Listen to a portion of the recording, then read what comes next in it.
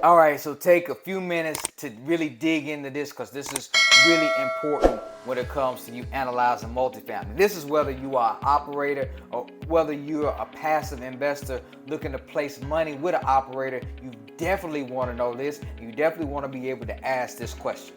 And that question is, how are your finances? Are they accrual-based accounting or cash-based accounting? So let me dig into this and sort of break it down what it is and why it's so important. Accrual-based accounting means that we are going to take all the money that is assumed to be made and we're going to count that towards every month as income. And in this video, I'm only going to focus on income, not going to focus on expenses. Maybe I'll do that in another video. But on the income, if you're doing accrual, you're basically saying, what do I expect to get? And you're putting that number into your accounting reports. Now, why is this important?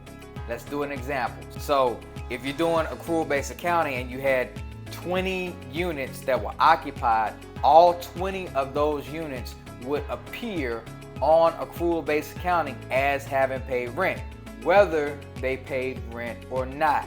Now, let's juxtapose that against the cash-based accounting. Cash-based accounting in income is going to say, I have 20 units. 20 units are occupied by people, but maybe only 10 of those 20 people actually paid me rent.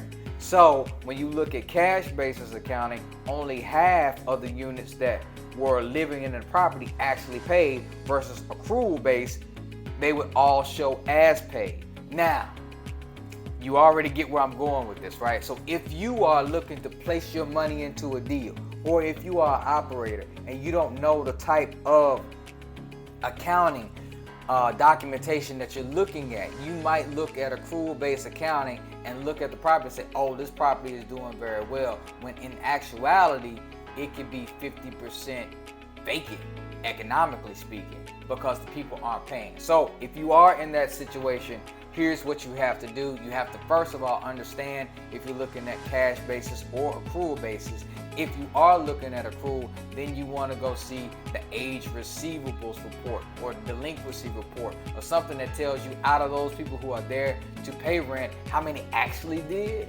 and how many of them did not. Because if you screw that up, you can end up taking possession of a property and looking at your first month being like, where's all my money at? Don't ask me how I know that.